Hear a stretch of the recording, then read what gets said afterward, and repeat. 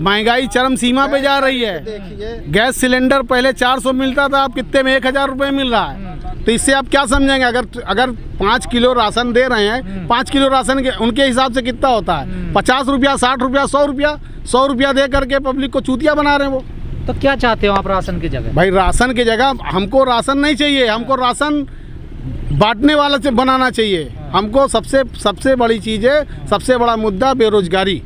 बेरोजगार आप खत्म कर दिए, मुझे राशन की जरूरत नहीं है। तो आप लैपटॉप भी नहीं बांटोगे ना टैबलेट दोगे? हमको लैपटॉप बांटना ही नहीं है, हमको तो रोजगार देना है ना। अगर हम रोजगार देंगे तो लैपटॉप अपने आप आ जाएगा। इलाहाबाद में अब पूरे प्रदेश में बहुजन समाज पार्टी की फुल बहुमत में सरकार बनने वाली है और सभी पार्टियां इससे परेशान हैं कि बहन जी पूरा विकराल रूप से यहाँ पे आ गई हैं। और जो ठोको नीति आप बता रहे हैं, ये ठोको नीति नहीं है।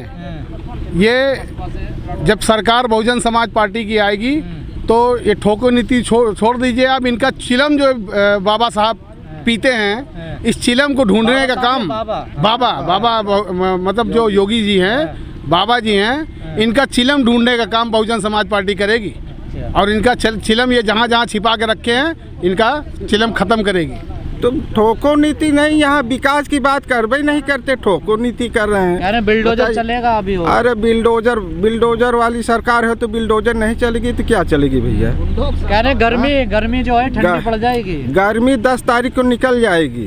हाँ 10 तारीख को गर्मी निकल जाएगी। कोई गर्मी की बात कर रहा, कोई चर्बी की बात कर रहा, बहन जी भर्ती की बात कर रही है। हाँ तो बहन जी अच्छी लीडर है, भारत में कोई ऐसा लीडर है बहन जी के ऐसा?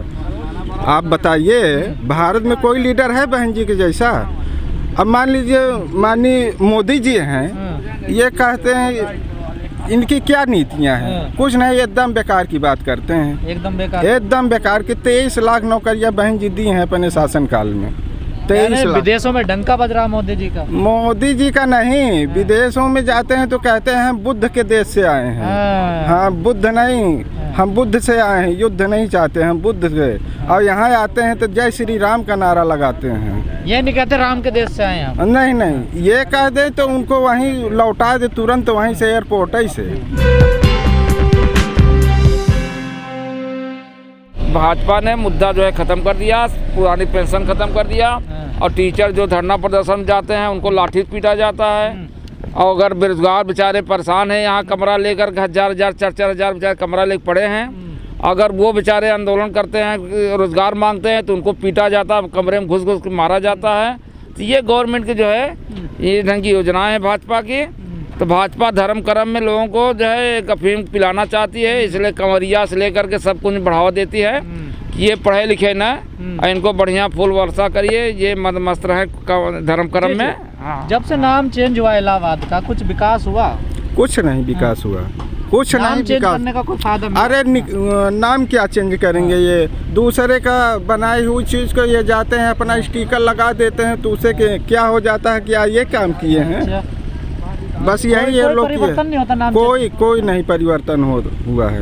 कोई परिवर्तन? जो शासनकाल, जो बेहतर व्यवस्था रोजगारी का और प्रशासन का जो लॉ एंड ऑर्डर था बहन जी के शासनकाल में, वो आज यहाँ भारत नहीं विदेशों में इनका शासनकाल। Law and order Yogi ji का ठीक नहीं है? कुछ नहीं है, कुछ नीति चला रहे हैं, एकदम ठोको नीति। लेकिन सर वो तो कह रहे हैं कि यहाँ से गुंडे यूपी छोड़कर भाग गए, महिलाएं सुरक्षित हैं, हम घर से बाहर निकल सकती हैं। नहीं, कहीं सुरक्षित नहीं है। आप तो देख रहे हैं सरकार में क्या पोजीशन है, किसी की सुनी नहीं जा रही है।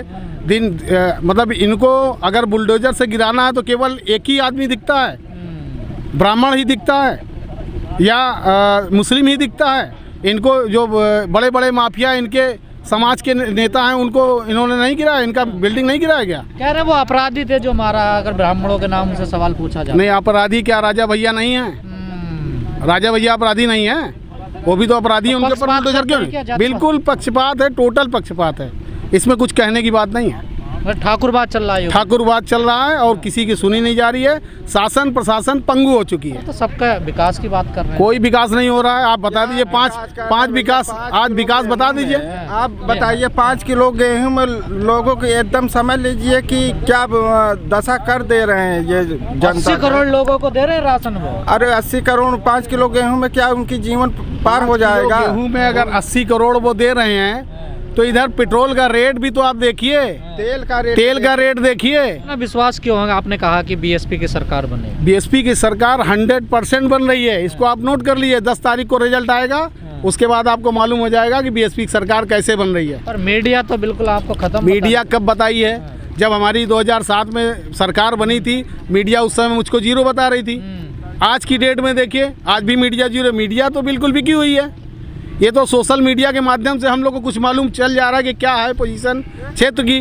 हमको तो ये दिखाई नहीं रहे हैं। सर, जो मेन स्ट्रीम मीडिया है, अखबार, टेलीविजन या और दूसरी मीडिया है, वो बहन जी से परहेज क्यों करता है? नहीं, बहन जी से परहेज इसलिए करते हैं। ये तो मान्यवर साहब कहते हैं, देखिए आप जो है मीडिया के भरोसे काम मत करिए।